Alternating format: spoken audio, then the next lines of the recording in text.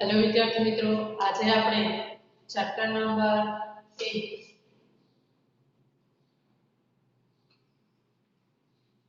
ત્રિકોણમિતીય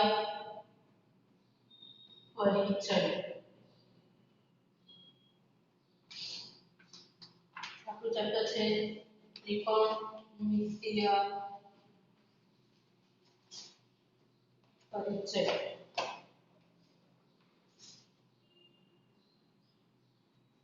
આપણું ચેપ્ટરનું નામ છે ત્રિકોણમિતીય પરિચય। આપણે આની અંદર ત્રિકોણમિતીય પરિચય વિશે થોડીક માહિતી લઈ લઈએ, પછી એના આધારે દાખલા ગણીએ। સૌથી પહેલા તો આ ત્રિકોણમિતિની શરૂઆત ક્યાંથી થઈ?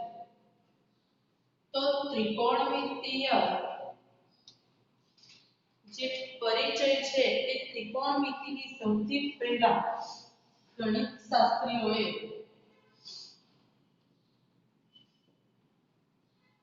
ત્રિકોણમિતિની ગણિતશાસ્ત્રની સૌથી આજે ત્રિકોણમિતિ ગણિતશાસ્ત્રની સૌથી જૂની શાખા છે। જે સૌથી જૂની શાખા। તો આ ત્રિકોણમિતિનો સૌપ્રથમ ઉપયોગ કોણે કર્યો? તો આર્યભટ્ટ। કોણે કર્યો? આર્યભટ્ટ। ક્યારે કરેલો? તો 500 વર્ષ પહેલા। આ ત્રિકોણમિતિને અંગ્રેજીમાં કહેવાય ટ્રિગ્નોમેટ્રી।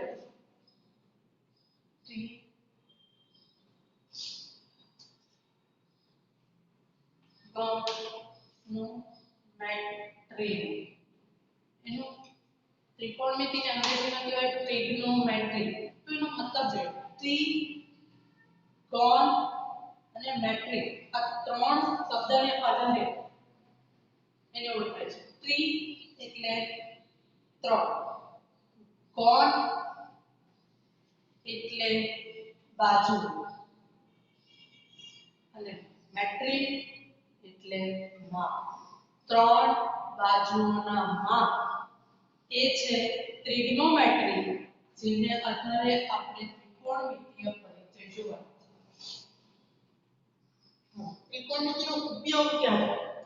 એક તો અવકાશમાં,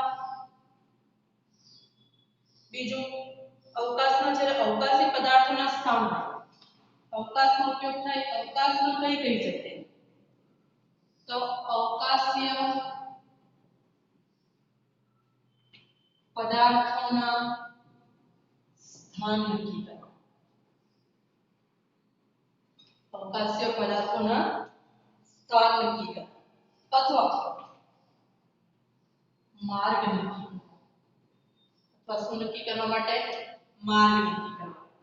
બીજો ઉપયોગ એનો ત્રિકોણમિતિનો ઉપયોગ શું છે? તારા અને ગ્રહોની પૃથ્વીથી અંતર।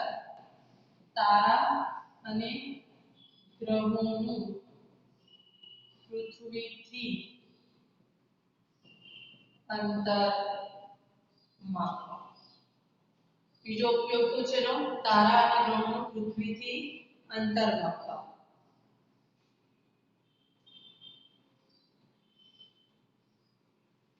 બીજો ઉપયોગ એનો વહાણોમાં થાય છે। એમાં થાય છે વહાણો। વહાણોમાં એનો ઉપયોગ શું? તો વહાણોનો કપ્તાન જે હોય તે ત્રિકોણમિતિનો ઉપયોગ કરીને દીવાદાંડીનું સ્થાન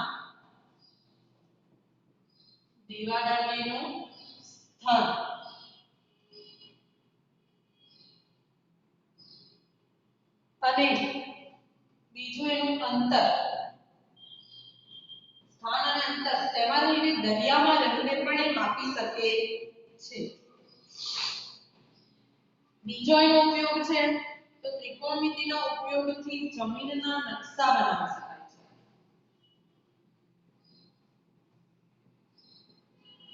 બનાવી શકાય છે જમીનના નકશા। તમને પૂછાય કે ત્રિકોણમિતિ એ ગણિતશાસ્ત્રની સૌથી જૂનીમાં જૂની શાખા છે। એક સવાલ પૂછાય છે કે બીજું તમને પૂછાય ત્રિકોણમિતિ સૌથી જૂની કોની શાખા છે? તો ગણિતશાસ્ત્ર। કોણે શોધ કરી? તો આર્યભટ્ટ। ટ્રિગ્નોમેટ્રી ત્રિકોણમિતિને અંગ્રેજીમાં શું કહેવાય તો ટ્રિગ્નોમેટ્રી. અને ટ્રિગ્નોમેટ્રીનો મતલબ શું તો ત્રણ બાજુઓના માપ. હવે આ ત્રિકોણમિતિનો ઉપયોગ ક્યાં થાય તો એક અવકાશમાં અવકાશીય પદાર્થોનું સ્થાન અને તેનું માર્ગ નક્કી કરવા માટે, તારા અને ગ્રહોનું પૃથ્વીથી અંતર માપવા માટે, વહાણમાં દીવાદાંડીનું સ્થાન અને અંતર દરિયામાં રહીને માપી શકાય, અને ચોથું જમીનના નકશા બનાવવા માટે પણ એનો ઉપયોગ થાય. આગળ આપણે ત્રિકોણમિતિમાં એક ત્રિકોણનો ઉપયોગ કરવાનો છે. જે આ ત્રિકોણ છે એને કહેવાશે કાટકોણ ત્રિકોણ. કયો ત્રિકોણ? કાટકોણ ત્રિકોણ. અહીંયા નામ આપી દો ત્રિકોણનું. ત્રિકોણ ABC. ABC આ કાટખૂણો છે. કાટખૂણાની આ જે સામેની બાજુ છે એને કહેવાય કર્ણ. શું કહેવાય? કર્ણ. કાટખૂણાની નજીક છે એટલે આ બાજુને કહેવાય પાસેની બાજુ, અને આ કાટખૂણાની સામે છે એટલે આને કઈ કહેવાય? આ એની પાસેની બાજુ, આ એની આ કાટખૂણાની સામેની બાજુ. હવે જ્યારે આપણે દાખલા ગણતા હોય તેની અંદર આપણે સૂત્રનો ઉપયોગ કરવાનો છે. તો ધારો કે મેં કોઈ પણ ખૂણો લીધો, સામેની બાજુ પાછળની બાજુ, આ એક મેં ખૂણો લીધો છે. ખૂણો કયો છે? A. જો આ કાટખૂણો હોય તો આ બે બાજુનો માપનો સરવાળો 90 અંશ થાય. આ 90 છે એટલે આ બાજુનો સરવાળો 90 અંશ થાય તો તે કયા ખૂણા થઈ જાય? લઘુકોણ થઈ જાય. લઘુકોણ છે તો ખૂણો લઘુકોણ છે. આ એની જ્યાં ખૂણો આપે એના આધારે એની સામેની બાજુ નક્કી થાય. આ ખૂણો છે એના આધારે એની સામેની બાજુ આ થશે. સામેની બાજુને આપણે બાદ લખીશું. સામેની બાજુ. હવે એની જ ખૂણાની પાસેની બાજુ કઈ? તો આ એની પાસેની બાજુ. ખબર પડે છે તમને? હવે આપણે જે આ ત્રિકોણમિતિનો ખૂણો દર્શાવવા માટે ગ્રીક અક્ષરનો ઉપયોગ કરીએ છીએ. કયા ગ્રીક અક્ષર? તો પહેલું થીટા. થીટાને આપણે આ રીતે દર્શાવીએ છીએ. પાઈ. પાઈ એટલે આ રીતે દર્શાવીએ છીએ. આપણે કયો ગણ કહીએ છીએ? ખાલી ગણ. બીજું આલ્ફા. તો આપણે આલ્ફા કઈ રીતે લખીએ છીએ? આ રીતે. બીટા. બીટા આપણે આ રીતે લખીએ છીએ. પછી છે ગેમા. તો ગેમા આપણે આ રીતે લખીએ છીએ.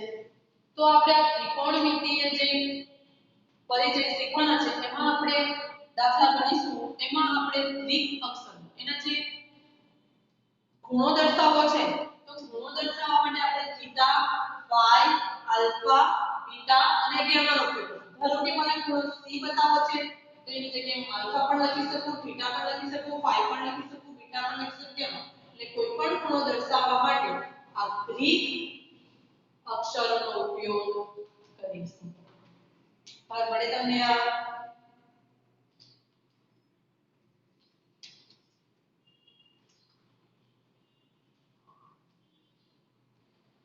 આ ચેપ્ટરની અંદર આપણે કેટલાક ખૂણાઓને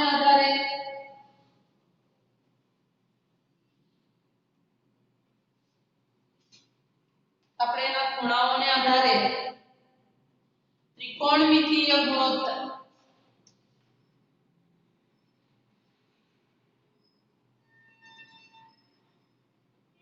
મેળવીશું. અને બીજું આ ત્રિકોણમિતિય ગુણોત્તરને આધારે અથવા તેના ત્રિકોણમિતિય ગુણોત્તર શેની વચ્ચે મેળવીશું? 0 થી 90 અંશની વચ્ચે. અને એના આધારે કેટલાક એના નિત્ય સમૂહ. બીજું આપણે શીખીશું ત્રિકોણમિતિય નિત્ય સમ. આ ચેપ્ટરની અંદર આપણે ત્રિકોણ ખૂણાઓના આધારે ત્રિકોણમિતિય ગુણોત્તર, બીજું 0 થી 90 અંશ, વચ્ચેના ગુણોત્તર અને ત્રીજું શીખવાનું છે ત્રિકોણમિતીય ગુણોત્તર. સૌથી પહેલા આપણે એના ખૂણાઓના આધારે ત્રિકોણમિતીય ગુણોત્તર કેવી રીતે મેળવીશું તે જોઈશું. આપણે અહીં એક કાટકોણ ત્રિકોણ દોરીશું. ત્રિકોણ A B અને C. ખૂણો B 90 અંશ છે. 90 અંશ છે તો સામેની બાજુ શું થઈ ગઈ? કર્ણ. સામેની બાજુ શું થઈ જશે? કર્ણ. હવે મેં લઉં છું અહીંયા ખૂણો C. કયો લઉં છું? ખૂણો C. આ ખૂણા C ને આધારે I ની કઈ બાજુ થઈ ગઈ? સામેની બાજુ. અને I ની કઈ બાજુ થઈ ગઈ? પાસેની બાજુ. હવે આપણે ખૂણા C ને આધારે આ ત્રિકોણમિતીય ગુણોત્તરની અંદર આપણે sin cos cot sin cos tan cot cosec અને sec આ ગુણોત્તર વિશે સૌથી પહેલા શીખવાનું છે. તો સૌથી પહેલા આપણે શેને આધારે જઈશું? C ને આધારે. sin C cos C tan C cot C cosec C અને sec C.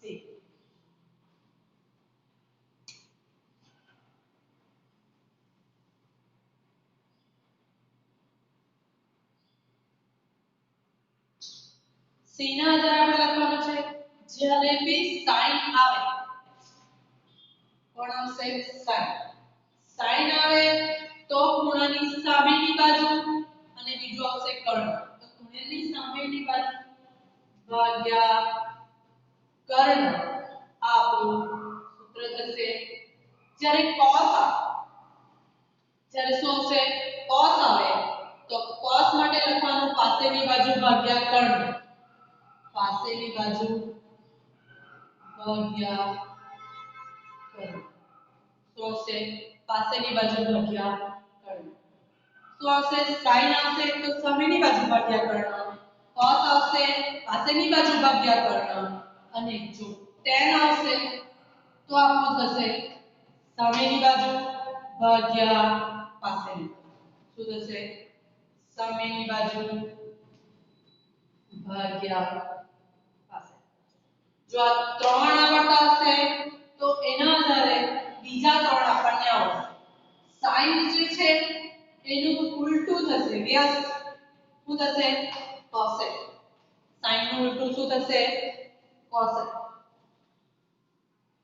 તો sin નું ઉલટું cosec એટલે cosec નું શું આવશે? ઉલટાવી નાખો.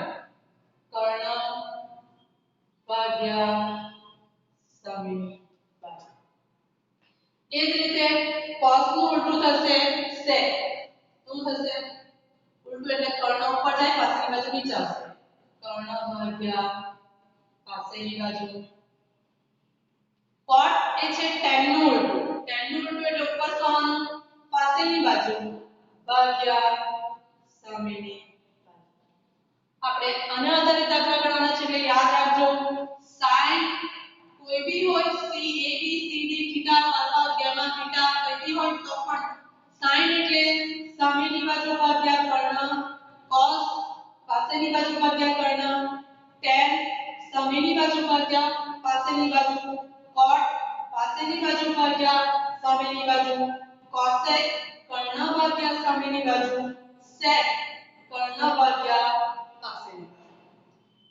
આ થઈ ગયું આપણો ત્રિકોણમિતીય ગુણોત્તર. બીજું આપણે તો વ્યસ્ત જોયું. આપણે જોયું કે કોણ કોનો વ્યસ્ત છે. તો sin નો વ્યસ્ત કોણ છે? cosec. તો sin c ગુણ્યા વ્યસ્ત છે એટલે 1/cosec. શું થઈ જશે? 1/cosec. અને લખાશે કેવું? sin નો આપણી પાસે શું છે? સામેની બાજુ ભાગ્યા કર્ણ ગુણ્યા cos છે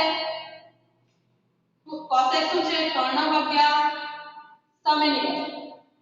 પણ અહીંયા શું થઈ જશે? છેદમાં છે એટલે એટલે છેદનો છેદ અંશમાં જશે તો છેદ આમાં થશે કર્ણ ભાગ્યા સામેની બાજુ તો આમાં થશે છેદનો છેદ અંશમાં જાય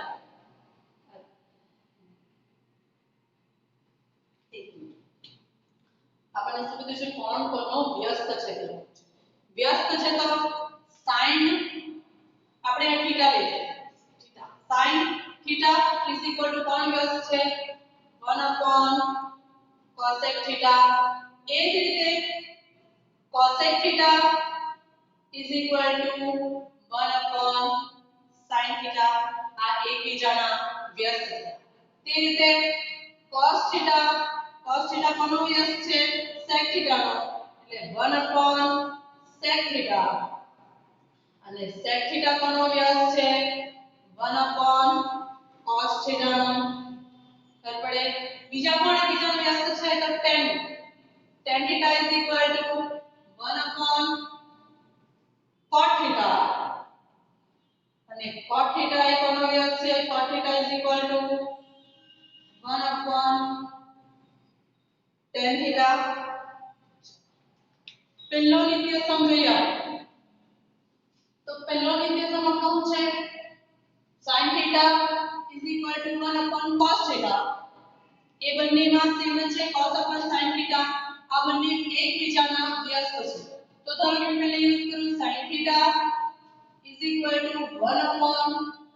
cosec theta આ ભાગાકારમાં છે આ બાજુ તો ગુણાકારમાં થઈ જશે તો sin theta * cosec theta = કેટલા બચ્યા 1 એટલે જે એકબીજાના વ્યસ્ત છે તેનો જો ગુણાકાર કરવામાં આવે તો જવાબ કેટલો આવશે 1 અહીંયા કોણ એકબીજાના વ્યસ્ત છે cos અને sec તો શું થશે cos theta = 1 sec theta ભાગાકારમાં છે આ બાજુ તો ગુણાકારમાં cos theta * sec theta = 1 આગળ જઈએ tan theta અને cos theta એકબીજાના વ્યસ્ત છે એટલે tan theta = 1 cot theta તો cot ભાગાકારમાં છે આ બાજુ તો ગુણાકારમાં tan theta * cot theta = 1 tan theta * cot theta = 1 તો આપણા જે આ સૂત્ર બન્યા તે જોયું આ 1 2 3 4 5 6 7 8 9 10 11 12 13 14 ને 15 શરૂઆતમાં આપણે આ 15 સૂત્ર છે એની મદદથી દાખલા ગણવાના છે તો પાછા એકવાર આપણે જોઈ લઈએ કે કયા કયા છે sin જ્યારે પણ આવે ત્યારે સૂત્ર શું આવશે સામેની બાજુ ભાગ્યા કર્ણ cos આવશે ત્યારે પાસેની બાજુ ભાગ્યા કર્ણ tan આવશે ત્યારે સામેની બાજુ ભાગ્યા પાસેની બાજુ cot આવશે ત્યારે પાસેની બાજુ ભાગ્યા સામેની બાજુ cosec આવશે ત્યારે કર્ણ ભાગ્યા સામેની બાજુ sec આવશે તો કર્ણ ભાગ્યા પાસેની બાજુ આ જે છે એ વ્યસ્તનો ગુણોત્તર છે તો sin કોનો વ્યસ્ત છે cos નો એટલે sin theta = 1 cosec theta cosec theta કોનો છે sin નો છે એટલે 1 sin theta cosec theta = 1 sec theta sec theta = 1 cos theta tan theta = 1 cot theta cot theta = 1 tan theta અને બીજું સૂત્ર છે sin theta * cosec theta = 1 cosec theta * sec theta = 1 tan theta * cot theta = 1 આ basic સૂત્ર છે આગળ જતા આ સૂત્ર વધતા જશે સૂત્ર તેમ તેમ આ સૂત્રનો ઉપયોગ પણ થતો જશે અને આ સૂત્ર પણ આપણે યાદ રાખવાના છે કર પડે તમને આ હવે આગળ જઈએ તો ત્રિકોણમિતિય ગુણોત્તર માત્ર ખૂણાના માપ પર આધાર રાખે તેના પર આધાર રાખે એના માપ પર આધાર રાખે ખૂણાનું માપ અચળ હોય તો બાજુઓ કે કર્ણના માપમાં કોઈ ફેરફાર થતો નથી. ખૂણાનું માપ અચળ છે તો કોઈ ફેરફાર થતો નથી અને તેનો ગુણોત્તર પણ બદલાતો નથી. બીજું યાદ રાખવાનું, કાટકોણ ત્રિકોણમાં કર્ણ સૌથી મોટી બાજુ હોવાથી sin હોય કે cos હોય તેનું મૂલ્ય હંમેશા 1 કરતા ઓછું આવે. કાટકોણ ત્રિકોણ જે આપણે લઈએ તેમાં કર્ણ સૌથી મોટી બાજુ હોય તો આ બે બાજુનું જો માપ જોવા જઈએ એ શેને આધારે આવે? sin અને cos ને આધારે. માટે sin અને cos નું મૂલ્ય કાટકોણ ત્રિકોણમાં કર્ણ સૌથી મોટા હોવાથી sin અને cos નું મૂલ્ય હંમેશા 1 કરતા ઓછું આવે. એટલા માટે આપણું એક સૂત્ર થશે sin થીટા શેની વચ્ચે આવશે? 0 અને 1 ની વચ્ચે જ આવશે. કારણ કે 1 કરતા ઓછું આવે માટે 0 અને 1 ની વચ્ચે જ એનું મૂલ્ય આવશે.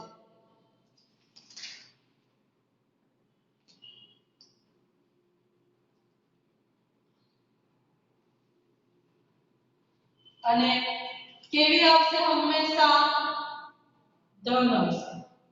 કેવી આવશે? ધન આવશે. બીજું cosec થીટા અને sec થીટા. cosec થીટા અને sec થીટા એનું મૂલ્ય હંમેશા 1 કરતા વધુ આવશે. કેવું આવશે? 1 કરતા વધુ આવશે.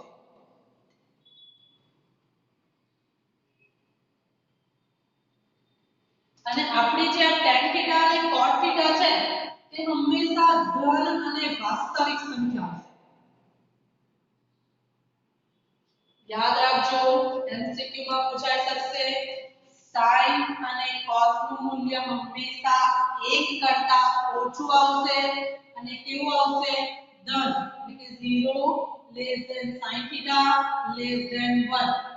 tan theta અને cot theta નું મૂલ્ય હંમેશા ધન અને કેવું આવશે? વાસ્તવિક આવશે. અને cosec theta અને sec theta નું મૂલ્ય હંમેશા કેવું આવશે? 1 કરતા વધુ આવશે. ખબર પડે છે? આટલા સૂત્ર આપણે યાદ રાખવાના છે. જો આપણને સૂત્ર આવડશે તો જ આ ચેપ્ટર ની અંદર આપણને દાખલા આવડશે, નહીતર આપણને દાખલા આવડશે નહીં. ખબર પડે છે તમને?